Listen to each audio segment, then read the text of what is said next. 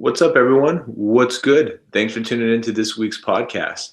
Before we jump into our guest, I highly encourage you to check out our coaches clinics that have been going up. Been going up every Tuesday night for the last few weeks. If you haven't seen it, highly would recommend it. They're on our YouTube page. But this week we have on Riley Bullough. Riley is a linebacker for the Tampa Bay Buccaneers. He just wrapped up his second season. He came 2017 out of Michigan State. He went undrafted, was starred on Hard Knocks as one of the storylines trying to make the team.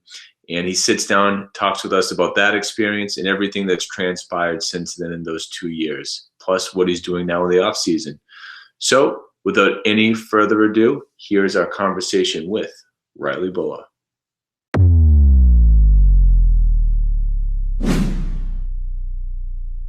One of the things I saw when I was just trying to do our research, get everything together before the podcast was you come from a hardcore football family. I forget where I saw it, but your grandfather, your dad, your uncles, of course, your brothers. When you were growing up, was there even a decision? Was it going to be football or something else? Or was it like from the time you're in the crib, like here's a football? Yeah. In my family, like you said, we started young. I think, me and both of my brothers started in, I want to say, second or third grade. So ever since then, it's been football, but we played other sports. I mean, we all played basketball. We did some track. So we did other things as well. But, I come from a huge football family. My lineage at Michigan State is pretty crazy. Like my grandpa on my dad's side played there and coached there. My dad played at Michigan State. My two uncles played at Michigan State. And then my older brother, me, and my younger brother all played at Michigan State. So did any other school even have a shot, or was it like? I mean, thankfully it lined up. Coach D'Antonio has just done such a great job at Michigan State. Yeah. So you came at a great time. But was there even a call of like, hey, well, maybe let's check out some of these other schools? Out of all of the brothers in my family, I was really the only one that kind of looked around. My older brother Max, younger brother Byron, kind of just committed pretty early. But me, like, I took a few visits. I went to Iowa a couple times. I went to Wisconsin, visited Notre Dame, because my mom's side is heavy Notre Dame too. My grandpa played there and is a big donor there, and my uncle played there, and my mom went there. So we're pretty heavy at Notre Dame too. We just kind of, as we grew older and got into about high school, I would say we kind of swayed more towards Michigan State. But I definitely looked around when I was in high school, other colleges. But I remember I came back from a trip to Wisconsin, and my older brother Max and one of his good buddies, Marcus Rush, who was on the team at the time, both from were at Michigan State. And they basically just told me, they're like, all right, you're done taking visits now. You got to commit. And it was like a couple weeks after that, I was like, all right, yeah, I got to commit. I know I want to come here anyway. So now, you mentioned earlier you played basketball and did a little bit of track as well. How important, and I want to hear your take from this, how important is being a multi-sport athlete to the growth of you being a great football player? I think it's extremely important. When I was coming up in high school, everyone at my school played multiple sports. And I come from a small high school up in northern Michigan. I graduated with about 70 people. Wow. So at my high school, everyone played multiple sports. And I think it just develops you as a person, not only as as an athlete, just being a part of sports teams and having that camaraderie and growing up with people through that process, I think is important. And I think in the last just few years has really been this popularity of honing in on one sport. And to me, I don't really think that's, the best way to go. Yeah, and I heard one of the great things, we had John Jansen on our podcast. He said it teaches you how to win and lose because you're put into more situations, whether it be the ball's in your hand in a basketball game with the last couple seconds, or, track, you're competing against yourself, essentially trying to get the best times you possibly can. So it puts you in those different situations to ultimately, as an athlete, grow against the pressure and against yourself. Yeah, I mean, it's just a part of growing up. I mean, your kids, you got to go through things like that. And I think, if you're a freshman in high school and you're only focused on strictly playing basketball because I want to get a scholarship to a D1 and then I want to go pro, I don't think that's, really the best way to look at it. Mm-hmm. I think, just growing up with your friends and playing sports and growing through that, I think is more important, because you don't want to just be focused on sports when you're young, sports are going to end at some point, and you got to do other things. So I think focusing on that one thing like that, isn't the most healthy thing. Yeah, definitely. It's just funny that, today there's just the rise of all these camps and all these things so that if you want football, basketball, baseball, whatever it is, you can do it year round. There's going to be a camp, a facility somewhere where you can train. Oh, But yeah. every time we talk to, whether it's a current athlete like yourself, some of the retired guys who come on, they all played multiple sports. Even some of them wanted to do it in college. So it's just, developing, the full skill set is definitely something that even though we have all these options, it seems like the people that are doing it at the highest level, they're well-rounded. There wasn't just that one thing. Yeah. I think that's just recently that's come up, though. Yeah. It's got to be probably like the last 5-6 years or so. It's just kind of been a little phenomenon. Every once in a while, you can get like the Tiger Woods where, it's just that one thing, they did it and they were great at it. But I feel like more often than not, you can kind of resent it if that's all you're focusing on. Right. For sure. But touching on Michigan State a little bit, what was the hardest transition from you to go to high school to a premier Division I college and play football there? Yeah, it was a huge transition for me. Coming from Northern Michigan, we don't have, the best high school football, I'd say. There's not too much talent up there. So then going from there to playing at Michigan State, it was a huge jump. And it honestly, it took me a couple years to kind of adjust to it and kind of become, a real contributor on the team. And I didn't become a true starter until my redshirt junior season. So that was my 4th season.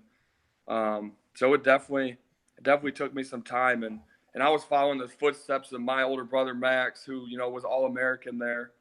So I was coming in there trying to take after him, and I wasn't as big as him, and it was just tough at first for the first couple of years to kind of follow in that footsteps. But kind of once I created my own identity and was able to become a starter and get some accolades, I think that was really good for me. Yeah. Now, what was the hardest thing for you? Was it more the speed of the game? Was it the adjusting to playing with bigger guys, playing with more talented guys? Like, what was the biggest thing for you, that the most glaring thing as far as fitting into the scheme and the system of what was actually happening? Yeah, and that's the thing about it. It's kind of a combination of all those things. Yeah. I mean, I'd never gone against 300-pound linemen ever.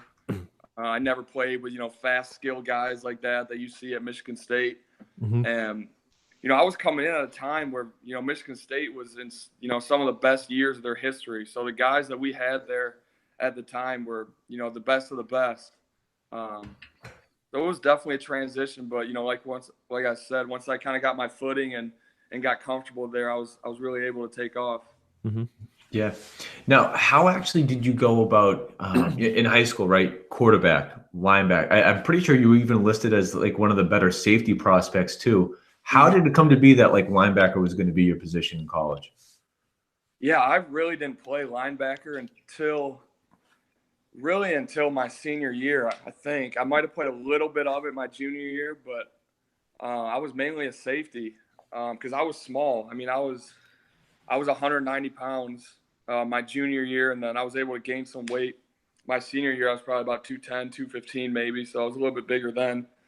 But really just in my senior year of high school, I got hurt in the 4th game, so I really didn't get that much time at linebacker. But once I got to Michigan State, that's just kind of where they stuck me at, and started out as a linebacker. And actually, my redshirt freshman year, I played some tailback, as surprising as that sounds, but a little bit of tailback. And that was a random move for me. I was sitting in class one day in the spring, and I got a call from Coach D. I was in class, and I was like, oh, I thought I was in trouble. I was like, yeah, here we go.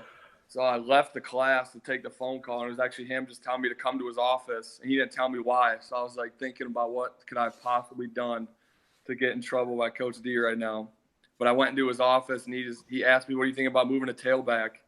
And I was like shocked at first. I was like, I'd never played tailback my whole life. But I said, yeah, obviously. And I played it for a couple games my redshirt freshman year. But then thankfully that was the year that Jeremy Langford kind of broke out and became the starting running back for a couple years. So then I moved to fullback for a little bit that year. But And then after that, it was all linebacker. I mean, that's a testament to your athleticism, though. Be able to bounce all around like that, too. So most guys who are stuck in one position stay in that position their whole life. So the fact that you could go from offense to defense to learn the playbook over there to come back this side, I mean, that's a true testament to your athleticism. I don't know how pretty it was when I was a tailback. I don't know how it wasn't that good. So you weren't the heir apparent to Le'Veon Bell? Definitely not. I would just take the ball, hold it with 2 hands, and just put my head down and get like 4 or 5 yards. Hey man, yeah, with the Buccaneers logo on your chest makes me think of Mike Alstott getting the ball. Oh yeah, he's the man. I played in his golf outing last spring, and hopefully I'll get the chance to do it again down here. It was so much fun. Yeah, and people down here just absolutely love him. Like he's a god down here, so it's pretty cool. Oh man, I mean, just growing up in Massachusetts, I mean, there was Mike Alstott jerseys in high school. I mean, everyone loved him. I mean, he was just like, you don't see guys like that. And you know, Peyton Hillis was kind of the same mold, but I think for me, I don't know, I just absolutely loved his style. Yeah, definitely. Now I want to transition a little bit to the NFL, and I asked you this question about the high school to the college. What was the biggest change going from college to the NFL now? Was it more of the business side of it, or is it more of like let's talk on field first. What was the biggest change going from Michigan State to Tampa Bay on the field? I would say definitely when you're going to the NFL, it's the speed of the game. Yeah. You know, as a linebacker, for me, if I'm in my stance, I got to be anticipating right away, you know, what's going to happen right on the snap of the ball. And if I'm off like a quarter of a second or something, I'm going to be behind for the whole play, and it's not going to be a good play. So you got to be going 100% every single second when you're in there in the NFL. But kind of off the field is the business side of it. It's different. It's definitely different. You know, your whole life playing sports. You know, your teammates are kind of like your family. They're your close friends. I mean, even throughout college, you're with these guys for 4 to 5 years, and you kind of know you're going to be there for that set amount of time. It's not like that in the NFL. I mean, you can be cut whenever in the NFL, and it happens a lot. I've had a lot of friends from here come and go, but you just got to understand that, you know, it is a business, and a lot of it's money decisions, and it's just different. So the only thing you can do is just keep your head down and do everything you can every day to get them to try to not get rid of you. That was what, you know, my dad would always tell me up until, you know, this point when I kind of got a grasp of the NFL. He's like, do something every day that's going to make it hard for them to get rid of you. You know, when they're going down the charts at the end of preseason or whatever it is to see who they got to cut, just try to make it as hard as it is. Just make it as hard as it can be for them to cut you. Yeah, that's something a lot of players don't talk about as well, as the emotional side of it. You know, having the friends that are like family, and then the next day they're cut, or going through the emotions of making the roster and securing a spot too, because it essentially is your job and it is how you pay your bills, right? So, you know, I don't think that's talked about enough, is that emotional side of the game that, you know, a lot of players probably try to tuck deep down inside, but, you know, we see it on shows like Hard Knocks and you know, the raw emotion that comes out from the players. Yeah, I mean, and, you know, the fans only see, you know, the top 4 or 5 players from each team. They don't see the rest of the guys on the 53 who are fighting for a spot every week. They just don't see that. They don't know that part of the NFL. The only thing they see is the huge contracts and the star players. But right, a big majority of the team is fighting, you know, every week of the season to stay on the 53-man roster or the practice squad. Yeah. So, I mean, it's the only experience that you had, so not that you can compare it to something else, but trying to make the roster with cameras all over the place, do you think that it helped you? Because in a way, you know, Hard Knocks kind of catered to you and your story. So there was kind of like a little bit of a fan element behind you, or do you think that it just made it, you know, more difficult for you to concentrate because you're trying to take all this in and you know there's going to be millions of people watching you? Yeah, it was a weird dynamic. You know, that being my first training camp, I still didn't really know the guys on the team that well. It's not like I'd only been there, you know, a couple months, so I was still, you know, getting adjusted to everybody. So the weirdest part for me about that was whenever they'd open up the locker room for the media, a whole rush of them would be coming over to talk to me. And I'd never even played an NFL snap, and they're passing over, you know, starters and all that. And that was the worst part about it. I hated that because I didn't feel like I deserved all that attention yet. But, I think the show overall helped me. I think it kind of put me in a positive light, kind of showed what I'm like behind the scenes or when I'm competing. Oh, definitely, man. Whether I or not mean, that helped me or not, I'm not sure, because I did end up getting cut that first preseason. I was able to sign on the practice squad, but overall, it was a good experience to have. It's something that I probably wouldn't want to happen again, though. I don't want them to have like a reunion, Hard Knocks, or anything like that. I did my time. Yeah. I want to talk a little bit about and going back to the emotional part of the game. Like you did mention, you did get cut and you were on the practice squad there. What's it like for you? When they bring you in the office, tell you to bring your playbook in, they do end up cutting you. You get signed on the practice squad. Now you're back on the original roster. What's that roller coaster of emotion like for you?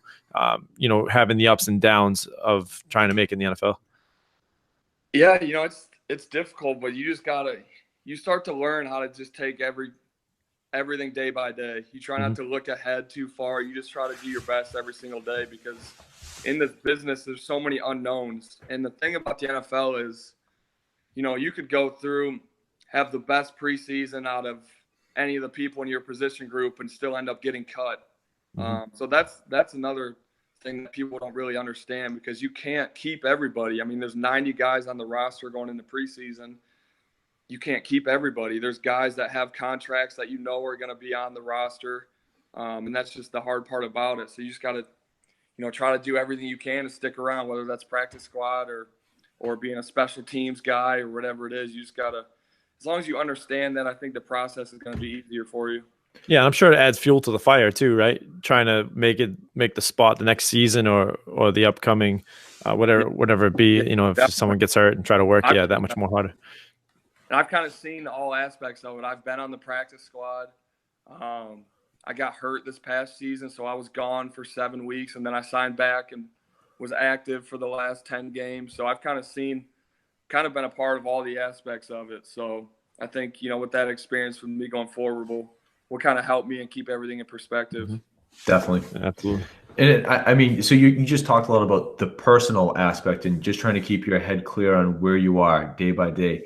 When you take a step back, though, and just look at the team, of course, I don't want to speak for you, but I'm sure that from a team perspective, this year was probably a bit of an underperformance compared to what you guys wanted to accomplish. Mm-hmm. How do you, take a step back and sort of look at the year that was, sort of try to figure out, what went wrong? How do we sort of course correct? And then on top of that, like, okay, well, the entire coaching staff, for the most part, that I'm familiar with is now gone, and I'm going to have to get used to, Coach Arians and everyone that he's brought in. Yeah, it's gonna be a transition for us. Most of the guys on the team, haven't met the new coaches yet. We won't really do that until April when we start OTAs. But when you look back at our season, this is kind of what fans don't want to hear. But we were so close, and there were so many little things that went wrong, and it's such a thin line between having the season that we did and having a playoff season. It's just little things here and there that really change the games in the NFL, because with NFL teams there's so much parity. I mean, everyone's got great players, everyone's got star players, everyone's got special teams players. So it's really the little things here and there, like your third down percentage on defense or your red zone scoring on offense, just things like that if you can get those in the top tier of the league, you're gonna have a successful season. So I think those will be the things that we'll focus on this spring. Now, I want to ask though, so once the season ends, how do you go about just sort of, your personal sort of schedule of like, okay, if it ends today, how long do I give myself to just relax, just mentally take a step back, sort of recharge my battery? And then like, how do you get back into watching film, physically getting yourself on a regimen so that you'll be ready for the first, OTAs and everything? Yeah, that's the thing. Everyone has their own plan of how they do it. Right. There's no right way. Everyone kind of does it their own way. Everyone has their own way to do it. And that's just kind of how it is in the NFL. We get January, February, March, and last year we had the first 2 weeks of April completely off. I mean, so those were up to you to what kind of training you wanted to do. For me, I don't I don't like taking a break. So 2 days after the season, I was working out. So that's kind of how I am. I feel like I have to be working out and doing something. But I kind of build it up, these last 6 weeks or so. I've been doing my own training and doing a little bit of stuff here at this local place, ASPI, where a bunch of pro athletes train. But then starting next week, I'll get into my more, intense field work and lifting for those next few weeks before we start OTAs. Yeah, you're hardwired, right? I mean, you say you can't take a day off. I'm sure it's hardwired in your brain. You just can't. It's not like if you want to, I'm sure you can't. I've been working out, playing sports, everything my whole life. So exactly. Yep. Taking time off. I feel like if I don't work out for like 3 days, I lose everything. Yeah. So I gotta be lifting. You start to feel like you're getting fat when really you're not at all. That's just, like I say, you're hardwired like that. And that's just being an athlete for that long. Mm-hmm. So, with the new coaching staffs coming in, just to name off a few here, Bruce Arians, Todd Bowles is coming in too, Mike Caldwell, Larry Foote. What are you most excited for on the defensive side of the ball? Todd Bowles is most notable for his defensive schemes and, how he's been successful in the league with his defense. But what are you most excited for? Is it the coaching staff? Is it the scheme coming in or just the upcoming season? It's all of those. I'm excited to see, kind of what the coaches implement. And for me, I want to get my hands on the playbook. That's what I live for. I love to know exactly what's going on and to know exactly what I'm doing. So to see the new schemes and how we run things compared to how we did last year is going to be really interesting for me. And, all of us here on the team loved our coaches that were here. I mean, we think we had great coaches, but, sometimes there has to be change. And that's what our management felt needed to happen. So we're all on board with it. We're excited to get going. And, we all think here that we can have a great season. We feel like we have the pieces. So we just can't wait till April and get going again. Yeah, and you got to figure that the hot start you guys had with the Fitzmagic buzz that was happening, and then studs you guys have on defense too. And then looking at the scores too, you guys were literally in every game. It's just being able to string it all together, like you said, and it must be tough for a guy like you who makes the team and probably gets close to the coaching staff, and then the business part of it comes in, it rears its head in, and then all of a sudden everyone gets cut, and it's starting over from essentially day one again. That's the thing. You just can't get too comfortable. You got to know there's going to be changes, whether that's with the players or with the coaches. You just got to be able to roll with it. Mm-hmm. It's really the one profession that's crazy like that, where you're really working day to day, and you just got to go day to day, week to week, and try to hang on as long as you can. Yeah. I mean, from a complete outsider's perspective, though, to have Bruce Arians come in, he's worked with Roethlisberger. Everyone saw what he did when the Cardinals were clicking. Todd Bowles, what he can do. The NFC South is just such a beast. Between the Saints, the Panthers, the Falcons, man, you guys have your work cut out for you. So, and it's, of course, nothing against the previous regime, but you can't help but get excited for some of the guys that are going to come in and just sort of come in with fresh eyes to try to, retool what you're doing. I'm excited just to see, how things are going to change, and then, let alone how things with the draft and everything else, change, the weapons on the team, so to speak. Yeah, exactly. Like you said, we're all excited. I watched that one special with Coach Arians a couple years ago on the Cardinals, a few years ago, I think it was. And just to see his passion, his energy, and what he brings to a team, I think is really going to help us. It'll be exciting for us. So are you guys all going to get the same hats? We probably will.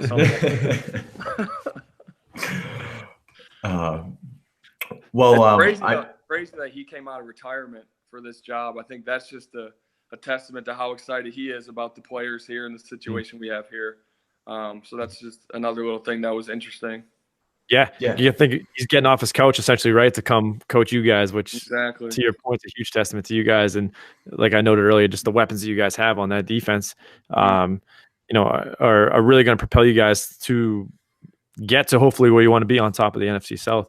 So I want to talk a little bit about just your balance during the season in, your day to day, so to say, where you're waking up. Are you getting a workout in? Does it depend on the day? Like what's mandated during the season for, for yourself for a younger player who maybe wants to learn about the NFL experience, can you dig into a little bit of your day to day? Yeah, I mean, you're pretty much locked down for about 6 months. So if you're not ready for that, then don't get into this profession. But during the season, I'll kind of take you through. Obviously Sunday you have the game, so you have that whether it's away or home, and then Mondays for us, and each team is kind of different. But how we would do it is Mondays you'd be in the building for about, I would say about 5 hours, and that's a really light day. That's just doing a little bit of lifting, a little bit of film, and then you're out. And then Tuesdays is your off day. But off day really doesn't mean much. I mean, like for me, I would always go in there and get a lift, and you're getting treatment in there. So you're there for a few hours. And then Wednesday and Thursdays is the big days. I usually get to the building around 6:15, 6:20, and usually leave around 5:30. So those are your long days, and that's when you got meetings all morning, lunch, practice, more meetings. Sometimes you can get a lift in. So those are the tough days. And then Fridays you're in at that same time, and then usually get out around 1 or 2. And then you're off. We call that Fast Friday. And then Saturdays you're in again. You're not in that early, but you're watching film. We're going through walkthrough. And then if we got an away game, usually have time for about lunch, and then you'll be on the plane, and then you'll be off. So that's kind of how it is for, the 16 weeks, 17 weeks. And it's a grind. I mean, it's a long season because you start really the end of July. I think we were in, like July 25th or something this past year. And then it's a grind straight through. So. Yeah, I was going to ask, do you feel ever overwhelmed at all? But there's got to be a point in time. I mean, you love obviously what you're doing, so maybe it doesn't feel like work. But if, like I said, to younger kids watching this, you may hear that and say, "Oh, I can do that." But eventually, it's got to catch up to you, where it's everything's regimented. Where how much time you have for the meeting, how much time you have to eat, how much time you have for treatment, how much time you have to lift. So, does that ever feel overwhelming to you, or it's just you're so used to it that it's just hardwired into your brain to just do it? I mean, you get used to it, but that doesn't make it any easier. Yeah. And the thing with the NFL, just because you're out of work at 5:30 at night or something, that doesn't mean you're done for the day. I mean, I get home and I got film to watch. So just because you're done, I mean, you could sit and watch film for 4 hours again once you get home. Yeah. I mean, it's really all up to you and how prepared you want to be and how much of an impact you want to have. So, that's kind of how it is. And guys stay late. Guys get there at 5 a.m. sometimes. So it's a lot of it's really up to you. Now, another question too is just on taking care of your body. Like how important is it to you to take care of your body? I know the obvious answer is it's probably very important, but are there any things that you do or the medical staff helps you do to take care of your bodies? Because that's from July to December-ish, some guys January-ish. It's that the toll on your body is just guys retire early strictly because of that, right? So, are there certain things that you or any guys in your teams do to really take care of your bodies? Where with the new technology, especially that's coming out? Yeah, I mean it's a huge part of it, and a lot of that again is all up to you. Everyone's different. Everyone feels different. Everyone has different bodies and injuries. But for me, I'm constantly in the cold and hot tubs, constantly stretching, constantly getting massages, just things like that. And the thing is, if you have like a little injury or something, you got to get on top of it right away. You can't let anything linger. It's just never going to get better. But yeah, that's definitely a huge emphasis of what we do on a daily basis.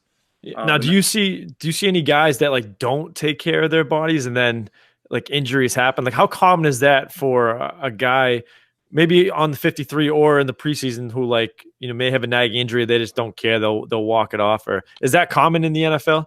I feel like that's never really talked about either. Not so much, I don't want to talk about the head injury stuff. I want to talk about like the shoulder injuries and like just aches and pains where some guys think they can tough it out, but there's other guys who've been in the league that are like, hey, I'm going to get this massaged out, or I'm going to get the cold tub, hot tub just to be precautionary. Yeah, it's a thin line between, toughing things out and having to get treatment for stuff. But at this level, it's smarter to get all your injuries reported, just for workers' compensation standpoint. Mm-hmm. That the benefits that you can receive from injuries that you have. But I mean, it's football. You're gonna have little things that you have to play through on a daily basis, especially in camp. Camp is a grind. You just got to find a way to manage it and find a way to try and stay as healthy as you can. But another thing is, if you play football long enough, you're going to sustain injuries. It's just part of the game. You just got to just roll with it and keep trying to get healthy. Makes sense. Yeah. Chris, do you have anything you wanted to squeeze in before we jump into the gauntlet? No. I mean, this has been great as far as just we're going to talk about a little bit about your outside interest when Steve talks about the gauntlet as well. But you guys said you report back in April, right? That's the first time you'll be able to meet everybody, to meet the new coaches and see everything in the facility. That's new, so to say, that they've changed. Yeah. Perfect. Cool. Yeah, Steve, take them on the gauntlet ride.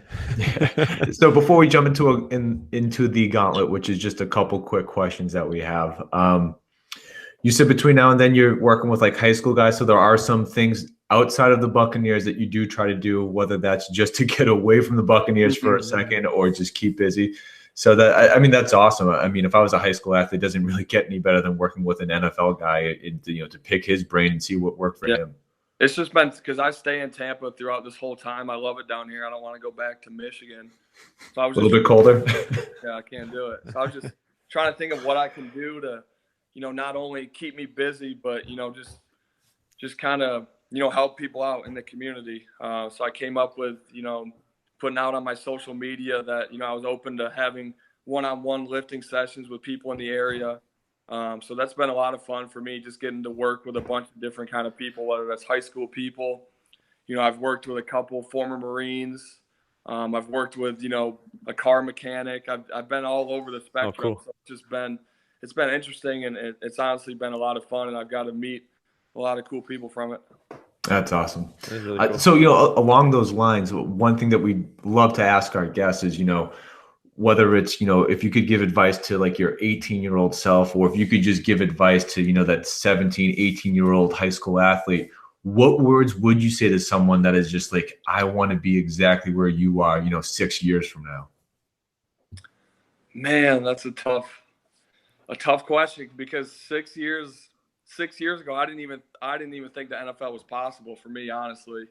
So my biggest thing is I just wanted to get the most out of my college experience as I could, whether that was school, whether that was my relationships, or whether that was, how hard I came to work, every day for football. But it's just making the most out of your opportunities, and whether that's with the NFL or not, that goes for life. Whether you're an NFL player or you're an accountant or you're whatever, just go 100 miles per hour at it and just try to be the best you can at it. That was something that my grandpa instilled in us forever. Every single time we'd see him, he'd say things like that. But as I'm older now, it really holds true. Yeah, that's awesome. And like you said, applicable to no matter what you do, let alone the NFL. But Riley, we have our gauntlet ready for you. So just a couple quick questions. I need to know, what is most important in football? Is it having the number one offense or the number one defense? We're talking 2019. We're talking today. Oh my gosh! Honestly, I gotta say now it's the offense. I mean, you look around the league, the offense is like Tom Brady's offense, or Mahomes with the Chiefs, Breeze at the Saints. All of these guys that are on elite teams, their offenses are just unbelievable. Fair enough. Not to say that defense isn't important. Of course. The offense. Now, looking back at your football career thus far, what is your favorite football memory?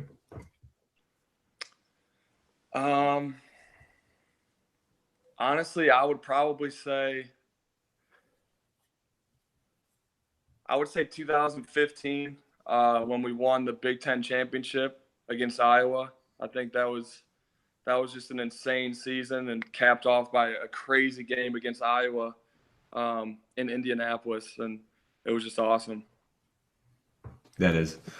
That's cool. All right. pregame ritual? Is there any one or maybe a couple things that you do before every game? I do. I hit a lot of smelling salts, and I drink a lot of and I'm the guy in the corner with my headphones on, just going crazy. When it's 10 to 15 minutes before we got to go warm up, I got to get in that zone and kind of go crazy. And it worked better when I had my long hair. Get my hair wet and have it all in my face and be going crazy. So it's not as intense anymore, but that's kind of what I do. Give me one or two songs. What's on the playlist? Oh, man. There's one song that I got to listen to before. It's called Noise by Bass Nectar. I don't know if you listen to any Bass Nectar, but that song goes crazy. Yep. Nice. I have another funny thing. In college, what I would do is so I'm pretty flexible. I can do the splits pretty good. So every time we'd be at an away game, I would always make sure when I would go out to warm up before that I'd go by their student section and do the splits. You can see people looking at me like taking videos of me. What's wrong with this guy? Oh, that's great. I cut it out in the NFL because there's too many cameras around. Maybe I'll bring it back. Yeah, but we'll be looking for it now. The last one, I promise. What do you think is most important? Is it the players on the team or is it the scheme? It's the players for sure. I mean, the players are going to make the scheme work. So that's what I believe, and I think most people would say that. I mean, scheme is important, but if you got a team and they feel like their family and their camaraderie is good and they're playing for each other, I feel like no matter what the play call is, a really good team is going to get it done and make it work. Definitely. Well, my friend, that was the gauntlet. So as we're getting ready to wrap it up, where can people find you on social media? Yeah, so I'm on Instagram, Twitter. Mainly those both of them are just at Riley Bullough. I keep it simple so people can find me. I'm also on Cameo. Recently just started that. So you can find me there at Riley Bullough to get a personalized video. Shout out for me if anyone's interested in that. But yeah, people, you can contact me on social media. I'll respond. I go through my DMs and try to get back to people. This is kind of like an avenue from me to the fans if they want to talk about anything or have any questions or anything like that. So definitely hit me up. Very cool. Sure. That's awesome. Great. Well, thank you again, Riley, for coming on. We wish you absolutely nothing but the very best. Hopefully, everything works out and, right off the bat, you guys are able to just get, some good synergy with the new coaches and you guys just hit the ground running. Yeah, definitely. Hey, thank you guys for having me. We'll be in touch. Yeah, absolutely. Appreciate it, Riley.